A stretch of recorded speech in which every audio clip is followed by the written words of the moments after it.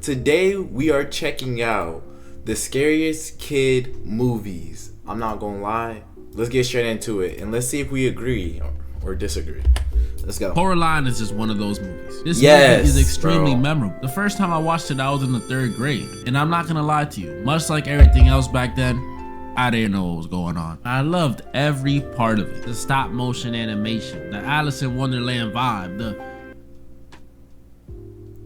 character designs. All of it was just perfection. There was one thing that I didn't like about it back then. One thing that I actually love about it was scary. The big reason this movie's so popular. That's how scary it is. You see, this isn't your average run-of-the-mill scary movie. This isn't Rent is Due Tomorrow scary, telling your crush you like them scary, or even that kind of scary. This is creepy. From beginning to end, this movie has you confused, creeped out, and contemplating why you even watched it, especially the ending. It gets weird. So today, ladies and gentlemen, we'll be going over by far one of the most terrifying movies in existence. So grab your popcorn, get your favorite stuffed animal, and try not to.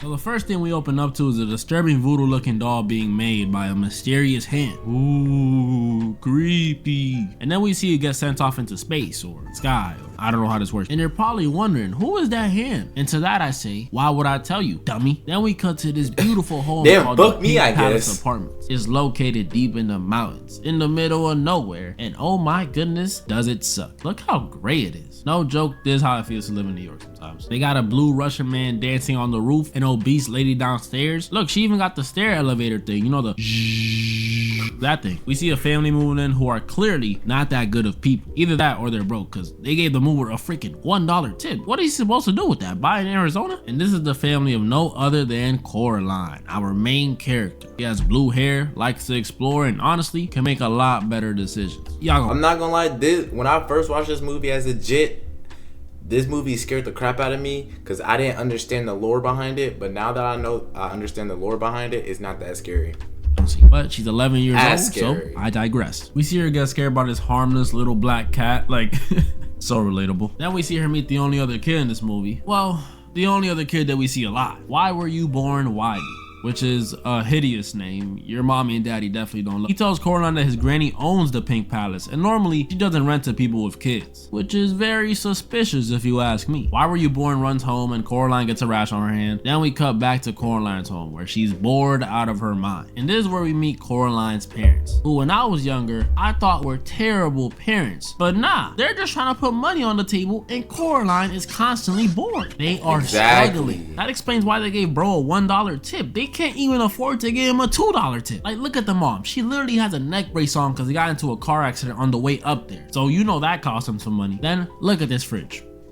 Holy fuck. Tell me, what are you gonna make in there? And then finally, the dad. Look at this man. He looks like he just stayed up all night editing a freaking Netflix documentary. Anyways, Coraline gets a voodoo doll sent to her by YB, and it looks suspiciously similar to the one in the intro. Don't know why she would keep the doll, especially if she just met YB and he sent her this. Like, is that not weird? But like I said, she's 11, so I digress. Coraline's dad tells her to explore the house, you know, count the doors, kill some bugs, look out the window, maybe even unpack hold up, Detroit? When Coraline stumbles across a small door in the living room, after her freaking doll teleported next to it. Like, come on, you gonna tell me you didn't question how she got there? Coraline tries to open the door, but it's locked, so she calls in her mom to open it. She looks so mad, it's hilarious. Coraline's mama opens the door and it's just a brick wall. Later that night, Coraline goes to sleep after the worst looking dinner I've ever seen in a movie. Like, damn, bro, I get that you guys are broke, struggling, but come on, y'all just whip up an egg. But as Coraline is sleeping, these mice start manifesting in the brick wall behind the small door, really embracing that NYC lifestyle I mentioned earlier. These same mice eventually lead Coraline back to the small door, but when she opens it this time, it's a blue portal. And I'll be damned if I went in there without knowing what's on the other side. Definitely literally not now, and who definitely does this? Not when I was a kid. Coraline goes through the portal because she's braver than me, and when she gets on the other side, it's not something you would expect. She goes through, and it's the exact same room she was just in, but something feels a little different. And she walks into the kitchen and sees her mom, but with buttons instead of eyes. This is her other mother. I don't know how she's so composed. I would have been screaming right now. This is how it would look in real life to have button eyes.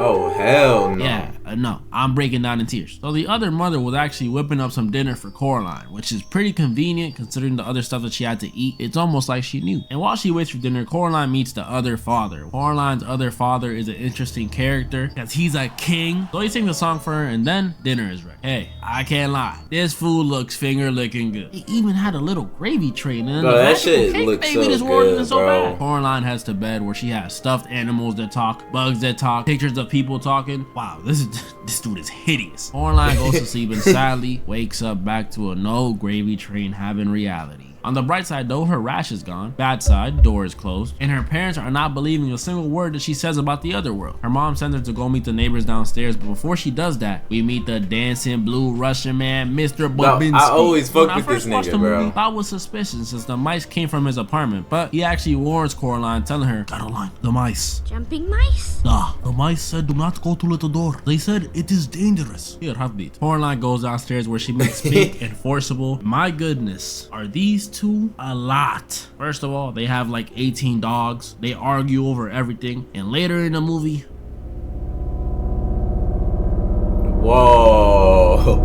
Whoa. We'll talk about it, yeah. So these two are into that magic stuff, you know, fortune telling. And Miss Pink tells Coraline she sees danger in her future, while Miss Forcible says she sees a giraffe in her future. But either way, to be very, very careful. And then she leaves. Coraline sees Why Do You Exist, YB? And he tells her that he's never been inside the Pink Palace because it's dangerous. And his grandma had a twin sister who disappeared there when they were little. And on top of that, wait, chat.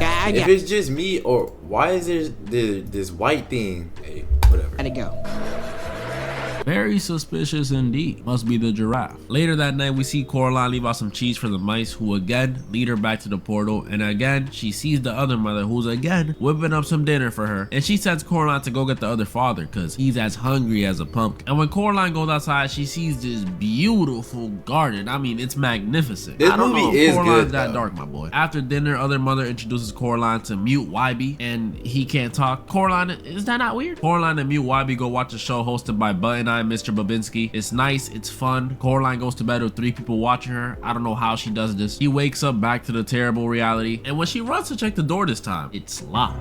Coraline asks her mom why she locked the door, which she proceeds to say is because she found rat boo-boo on the floor. That's disgusting. Coraline goes all emo white kid on her mom, saying, "Get the freak out of my house, mom!" And that's exactly what she does. But while she's gone, Coraline finds the key in a pretty dumb hiding spot in my opinion. She opens the portal, this time during the day, and goes through and meets the other cat, or at least what she thought was the other cat. He's really just a regular cat. It just happens that he can hop dimensions and talk in this one. He tells Coraline that this world may seem to be all peaches and roses, but it's not. The mute YB told him so. Kitty cat runs off. Coraline and mute YB go to Spink and Forcible show, and my goodness, this is probably the most out-of-pocket stuff I've seen in a kid's movie. This is what I was alluding to earlier. I can't show it on YouTube because YouTube might snipe this video off the face of the earth, but trust If you me, know, it's you know. bad for a PG movie. Just imagine the Little Mermaid was built like Ursula. That's all I'm gonna say. After the show, Coraline goes back up to the house with her other parents. This is where stuff starts getting very disturbing. When they get back upstairs, the other parents offer Coraline to stay here forever. Infinite food, infinite events, infinite gravy trains, and obviously Coraline is very happy to do so. But the condition is, in order to stay forever, Coraline would have to sew buttons into her eyes. And it gets worse, because after Coraline says no and tries to run upstairs, she finds out she cannot go home. Coraline tries to run away and runs into the kitty again, where he reveals the truth. The other mother pretty much created this whole world to impress Coraline. But why? Well, she might want to eat her. Kitty cat kills one of the mice who tried to warn the other mother of Coraline's arrival. Guess you could call him a rat?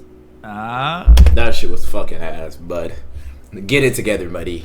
And Coraline goes back inside to try and get through the little door. But she's stopped by this huge Sam Sudlock looking cockroach, which ends up being a whole room of insect furniture with the other mother waiting for her. Ugh, even a bug chair? That's nasty. Coraline and the other mother argue, and the other mother reveals her true form. Well, like stage 1 of her true form, which is bony, creepy, and tall. Like, what are you doing? The Lakers need a backup center, my boy. Other mother locks Coraline behind a mirror where she meets the ghost of the Beldam, aka the other mother's previous victims. My goodness. They ended up going through with the button procedure and getting Ian alive. By the way, this one right here is YB's grand auntie that went missing. Rest in peace, my boy. They asked Coraline to help find their aunt before she escapes in order to free their souls. Yeah, you're tripping. I'm supposed to risk getting Ian because y'all were dumb enough. I'm not gonna lie, I did not know the lore that deep.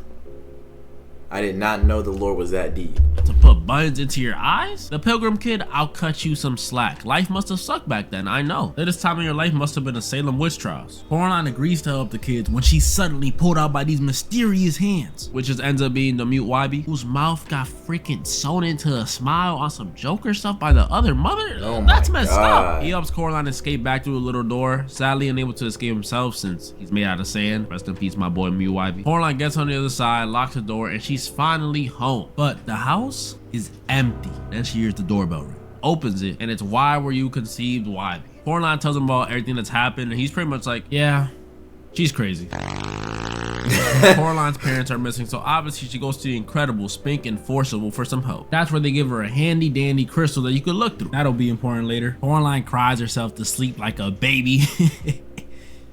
Relatable. When she's woken up by the kitty in the middle of the night, he shows her that her parents have been captured. The other mother has taken them. Coraline finally gets rid of the doll, goes into her Terminator mode. She's determined to save her parents now, so she suits up and ventures back to the other world with a plan. Oh, heck no. What happened to the other father? Coraline challenges the other mother to a game. Coraline has to find the ghost kid's eyeballs and her parents, and if she loses, she has to sew buttons into her eyes. They agree. Coraline goes to the first location, the garden. She finds out the crystal the old ladies gave her allows her to see through walls and locate the kid's eyes. Very convenient. Other father, like the king he is, gives Coraline the first eye. R.I.P. the king. Next location is the theater, where other Spink and Forcible are actually 2 pieces of candy. Coraline makes a bunch of bats swarm them and she takes the second eyeball, which leaves her with one final eyeball and her parents left. Last location is a circus tent with other Mr. Babinski, who actually turns out to be controlled by a bunch of rats. And while the rats are running away with the eyeball, Coraline decides to throw her most useful item out the freaking door. Luckily, Kitty Cat caught the rat, and the whole other world starts crumbling since Coraline drained it of its power. Coraline finally confronts the other mother, who is now, what happened to you? Who is now freaking full spider mode. Other mother doesn't let Coraline leave because she hasn't found her parents yet, but Coraline does an insanely smart play and distracts the other mother long enough to find the snow globe where her parents are trapped. Derek FDB levels of intelligence, if I do say so myself. Coraline throws her only ally at the other mother, and while he scratches away at her face, Coraline takes approximately 6 to 8 business days just to start moving. But then by the time she does, the other mother goes X Games mode and makes a huge spider web and starts tweaking. Coraline narrowly escapes through the small door thanks to some anime logic afterlife help from the ghost children, and finally frees her parents from the horrible clinches of Detroit. Am I too mean to Detroit in some of these videos? Hey, shout out Detroit. I'll pick another city to pick on. I gotcha. They're all Detroit.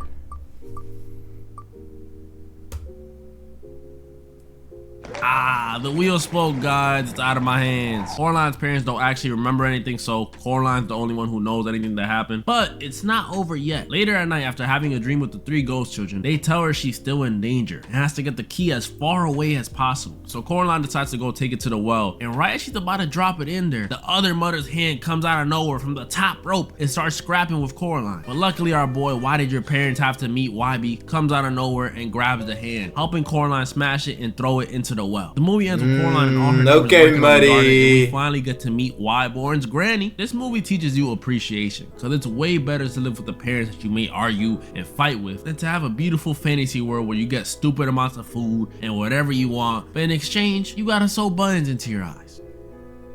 Would it really be that bad though? JK. Yes, it if would. something like that happened to me though, I know exactly what to do. Yeah, no, buddy.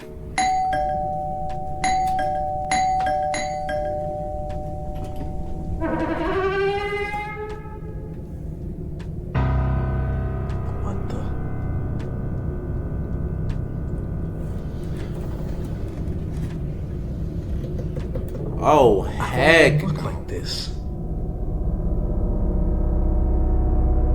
Too easy. Alright, my nigga, what the fuck? Hey, W video as always. If you guys enjoyed the video, make sure to like, comment, subscribe for more. I'll catch y'all in the next one. Stay safe, stay blessed, and I'll see y'all. Peace.